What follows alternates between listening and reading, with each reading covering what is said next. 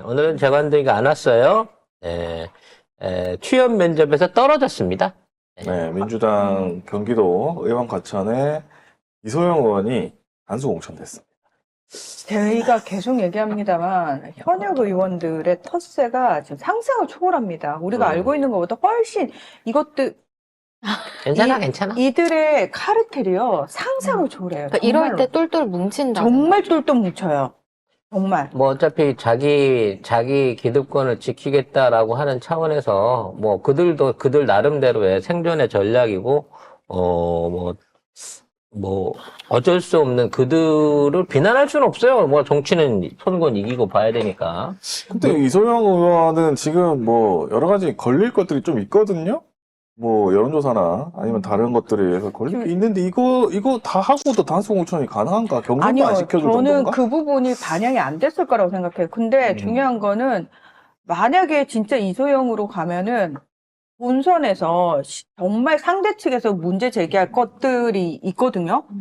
그렇게 되면 아니, 이미 100%예요. 기사도 많이 났어요. 네. 고민정도 그렇고 이소영도 그렇고 뭔가 이제 봉선에 가면 저쪽에서 캐비넷을 넓거나 또는 문제가 있을 수 있는 소지의 부분을 지적받고 있는 부분이 분명히 있어요. 근데 이제 중요한 건 지금 있는 상황에서 우리가 기대했었던 정치 신인들에 대한 공정한 경선의 기회, 뭐, 요런 것들이 우리가 기대한 만큼 안 되고 있어요. 안 되고 있다는 거는 사실인 것 같아요. 그래서, 안 되고 있어요. 이게 지금 당원들의 마음하고 실제 민주당 내부가 다르게 돌아가고 있어요. 그나마 이제 좀 희망적으로 보는 거는 저희가 이제 10명 정도의 그 예비 후보들을 모셔가지고 그 인터뷰를 해본 방송으로서 험지에 나가는 사람들, 그러니까 지금까지 당선이 안 됐거나, 뭐, 부산 지역이라든지, 험지에 나가는 사람들에 대한 공천은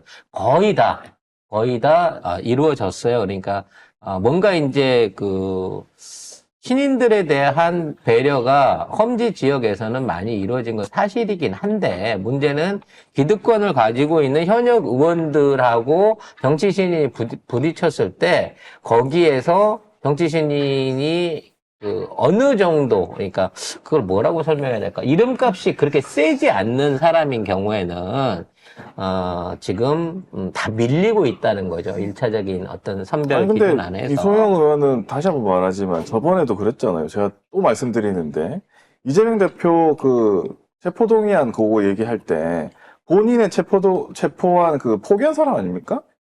그러면 이재명 대표 잡아가라고 한 31명 중에 이소영 의원이 이름을 올려놨는데도 초선 우적 중에 한 명이에요. 이게 되면은 아니 초선 우적 중에 한 명인데 장경태 의원은 그때 본인이 잘못했다고 바로 사과를 했어요. 이소영 사과하는 거 혹시 들어보셨어요? 체포동의안 자기가 체포안을 그러면서 이제 불체포 특권을 포기한 사람이 이소영 의원이에요. 네, 그거를 자기 31명 이름을 올린 사람이 이소영 의원인데 그거 거의 이재명 대표 잡아가라고 한 거잖아. 근데 단수를 준다고? 그렇게 해도 돼? 그래서 이제 많이 이런 것들을 따지게 되면 아니 잠깐만 이소영이 괜찮다는 사람은 뭐가 괜찮다는 거죠? 이재명 대표 잡아가라고 해도 괜찮다? 아니 지금 우리가 이 공천하면서 계속 얘기하는 게 뭐예요? 당원들과 지지자들, 그러니까 어떻게든 이 나라를 조금 더 좋은 곳으로 만들기 위해서 애쓰는 사람들의 얘기에 귀를 기울이면서 정치를 해줄 사람을 우리가 공천하자고 몇 번을 얘기를 합니까? 근데 이미 수박으로 판명난 이소영을 또다시요? 왜요? 뭐가 괜찮다는 거죠? 자, 이런 부분 안에서, 뭐, 지지자들의 어떤 동요도 있을 수 있고, 또 분노도 충분히 이해를 합니다. 근데 지금 이제 당이 하고 있는, 이재명 대표와 지도부가 하고 있는 어떤 방향성을 보게 되면, 대충 짐작되는 내부의 전략들을 좀 볼 수 있는 부분이 있어요. 이거는 이제 제 개인적인 해설이고 내피셜입니다. 이걸 듣고 여러분이 뭐 공감을 하시든 동의를 하시든 아니면 그래도 문제가 있다고 생각하는 여러분의 판단인데 왜 지금 이러한 공천이 이루어지고 있는가에 대한 간략한 분석을 송 작가의 시각으로 좀 말씀을 드려볼게요. 자, 일단 우리가 원하는 거는 사실상 170석 있는 모든 민주당 의원들이 전부 다 제대로 검증을 받고 경선을 하고 그와 관련해서 새로운 인물들이 등장했으면 좋겠다. 한 10명 빼고는 다 수박이다라는 생각에는 공감하고 저희 방송은 끊임없이 그런 얘기들을 해왔습니다만 현실적으로 이 사람들을 동시에 다 갈아엎기는 쉽지 않다는 거죠. 그거는 현실론을 좀 인정을 해야 될 부분인 거예요. 그럼 당을 깨겠다는 얘기밖에 안 되니까. 그래서 이제 제가 판단한 거예요, 여러분. 이게 옳다 그러다가 아니라. 그래서 현재 하위 20%에 대한 일종의 이제 공천룰을 강력하게 적용하면서 진짜 핵심 수박들에 대해서는 공천 배제에 대한 작업들이 분명히 이루어지고 있습니다.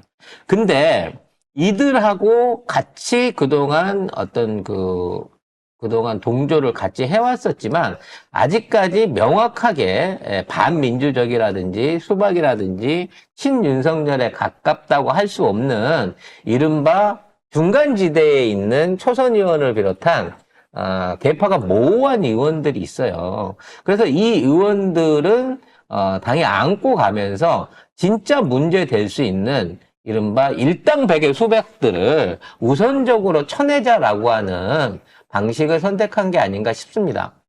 그래서 뭐 고민정도 있고 이소영도 있습니다만, 우리가 알고 있는 만큼 당 지도부에서 이 사람들의 어떤 과거 행적이라든지 또 걱정되는 부분에 대한 문제가 모를 일은 없어요. 근데 지금 한번 보세요. 이제 한 30명 가까이 되죠? 하위 20%에 해당하고, 지금 이제 날아갈 위기에 있는 31명의 명단이 조선일보 통해서 공개되기도 전에 이미 이제 내가 그 안에 속해 있구나 하고 알고 있는 애들이 거품을 불면서 사당환이 어쩌니 학살 공천이니 밀실 공천이 이래가면서 막 얘기들을 꺼내고 있는데, 사실 이러한 얘기들이 나왔을 때, 당 안에서 분란을 일으키는 얘기들이 나왔을 때 그동안 가장 큰 스피커 역할을 했던 사람이 누구인가 보면 고민정이에요. 근데 고민정이 지금 입을 닫았어요. 얘기는 뭐냐? 사실 지금 있는 상황에서 저 수박들은 윤영찬 사무실에서 모여서 한다는데, 대책 회의를 하고 회의를 한다는데, 지금 저 수박들이 구심점으로 찾을 수 있는 게 초선의 윤현창밖에 없다는 거야. 그만큼 그게 아닌 게, 쫓겨나기로 한 31명의 사람들이 지금 이 상황에서 우리가 단체 행동을 하자라고 뭔가를 구심점을 찾아서 헤매고 있는데, 그 구심점이 초선의 윤영찬이라는 얘기야. 사실 윤영찬도 이제 못 살아남는 지위에 있는. 그 얘기는 뭐냐면 수박들의 지휘부가 사실상 괴멸됐다는 거예요. 그리고 그 수박들이 우리랑 같이 싸워줘야지라고 하는 가장 기대하고 있는 현재 가장 높은 지위에서 발언을 할 수 있고 영향력을 발휘할 수 있는 사람이 고민정인데, 고민정이 입을 닫았다는 얘기는 단수 공천을 통한 일종의 편가르기 내지는 수박 안에서의 정말 안고 갈 수 있는 차악하고 정말 없애버려야 할 최악을 구분하고 거기에 대한 평가를 달리하는 지금의 지도부와 이재명 대표의 전략이 어느 정도 먹혀들고 있다고 봐요. 근데 경선이라도 좀 해야지. 이걸 어떻게 그러니까 경선을 통해 가지고 진짜 160명, 170명, 169명 모든 국회의원이 그렇게 했으면 좋겠는데, 그렇게 가면 수박들과 기득권에 있는 초선 의원들 내지는 개구리 참외까지도 전부 똘똘 뭉치게 되는 결과를 만드니까 이거를 적당한 선에서 자른 거예요. 정말 수술을 이게 성형을 하는데 살을 빼는데 60kg짜리가 40kg 빼버리면 죽는 거 아니에요. 그러니까 어느 정도 조직과 와해를 무너뜨리지 않는 입장에서 진짜 최악들만 추리다가 골라낸 게 현재 하위 20% 31이라고 보는 거지. 그래서 물갈이의 수준이 이 사람들을 비롯한 임종석이라든지 지금 뭔가 이제 우리가 반드시 덜어내야 될 더 큰 악들을 정리하기 위해서, 그리고 그 나머지들이 동요하지 않기 위해서 지금 당대표와 최고 지도부는 지금과 같은 일종의 고육지책을 쓴 게 아닌가 싶은 생각이 듭니다. 김상진 후보도 그렇고, 뭐, 우리 재관둥이도 그렇고, 이러한 과정 중에서 이제, 배제되고 기회가 없어지게 된 그 안타까운 지망생들이 생길 수 있습니다만, 그렇다고 이들이 정치 일선에서 영원히 밀려나가 민주당을 탈당하실 사람들은 아니잖아요. 그분들마저도 포용할 수 있는 그러니까 이번 공천에 배제됐던 정치 지망생들도 당 안에서 의원은 아니더라도 뭐 어떠한 위원회라든지 당내 개혁기구 안에서 영향력을 미칠 수 있는 배려가 좀 이루어진다고 하면 일단 1차로는 왕수박들 먼저 걸러내고 그러고 나면 그 남아있는 나머지 그동안은 뭔가 그 태도가 불분명했던 이들에 대한 어떤 정치적 행보라든지 판단이 지난번보다는 좀 나아지지 않을까. 즉 한꺼번에 100%의 모든 개혁을 이뤄내지는 못한다는 현실적인 과제 앞에서 어느 정도 우선순위를 정한 정리 작업이 들어가고 있는 게 아닌가. 저는 개인적으로 이렇게 평가를 해보고 싶습니다.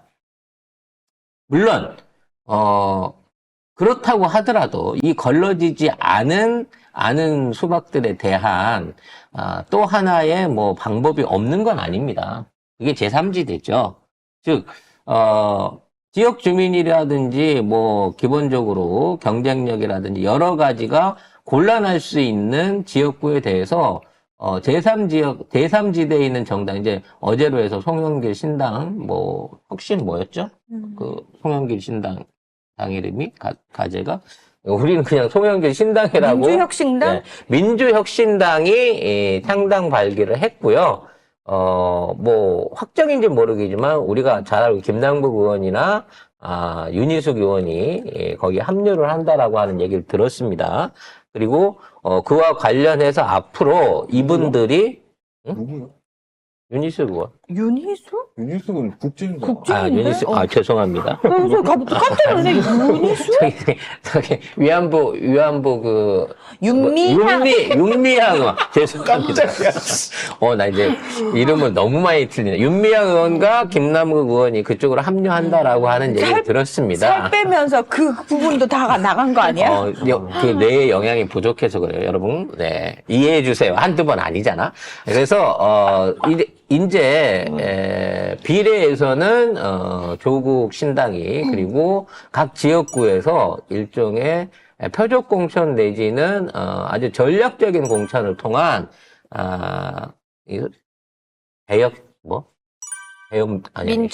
민주혁신당의 어떠한 역할들이 기대해 볼 수 있는 어떤 정치 여건이 됐다. 다이어트 그만하자. 네. 라고 기대해 볼 수 있는 시작이라는 거죠. 아직 판때기는 시작도 안 했어요, 여러분.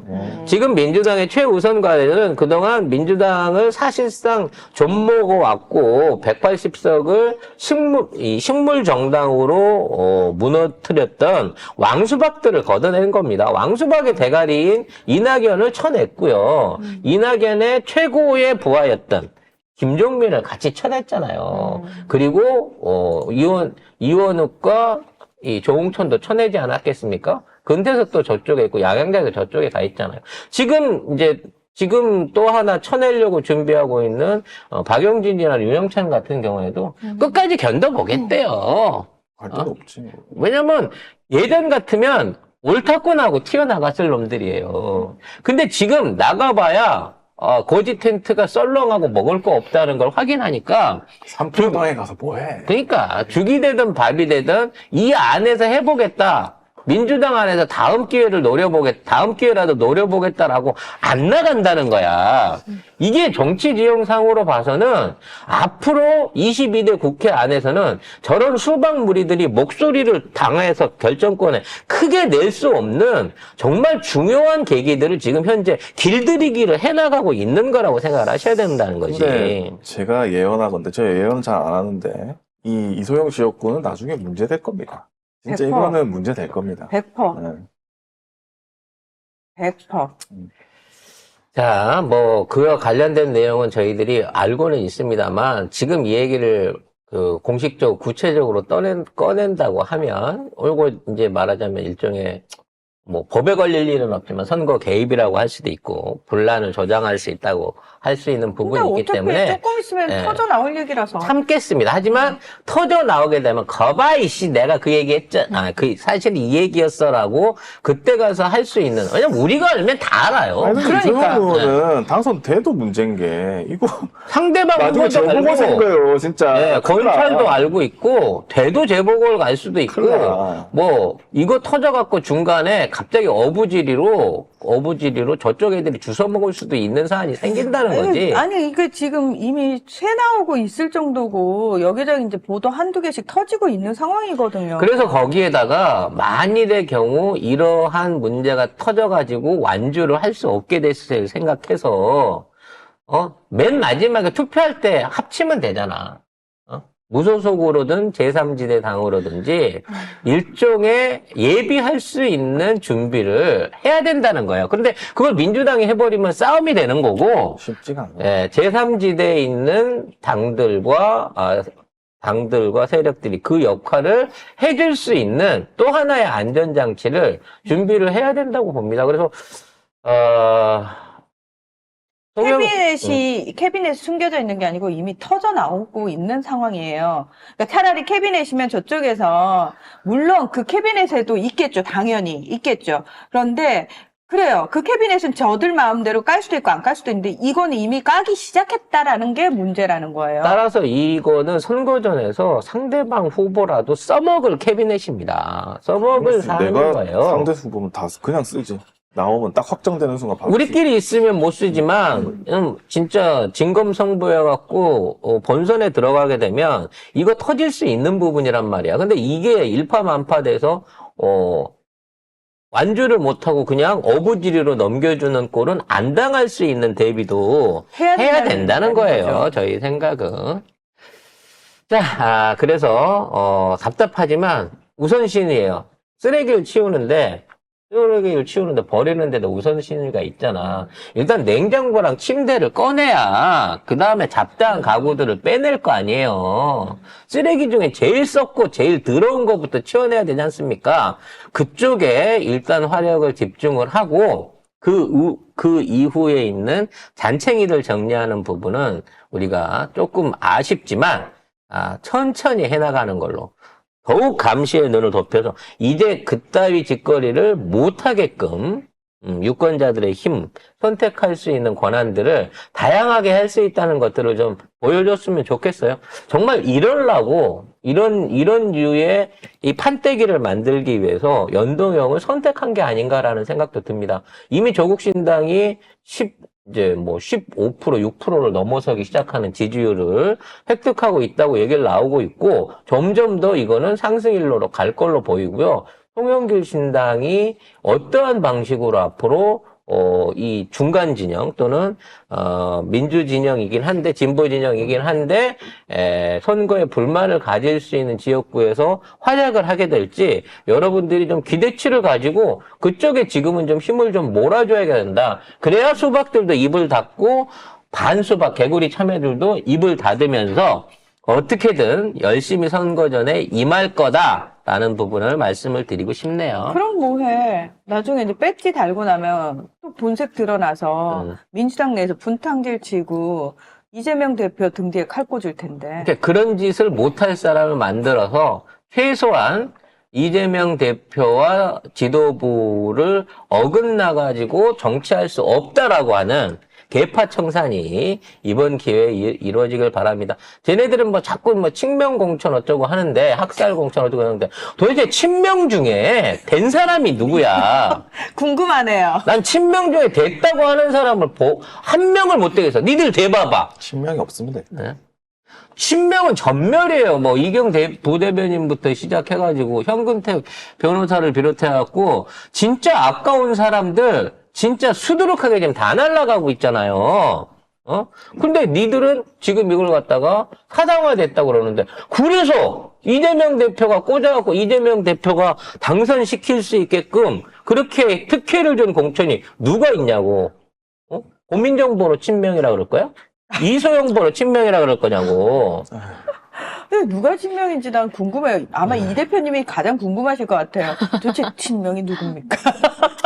언제나 그렇지만 최악을 피해서 차악을 선택해야 되는 선거는 이번까지만 하고 그만하고 싶습니다.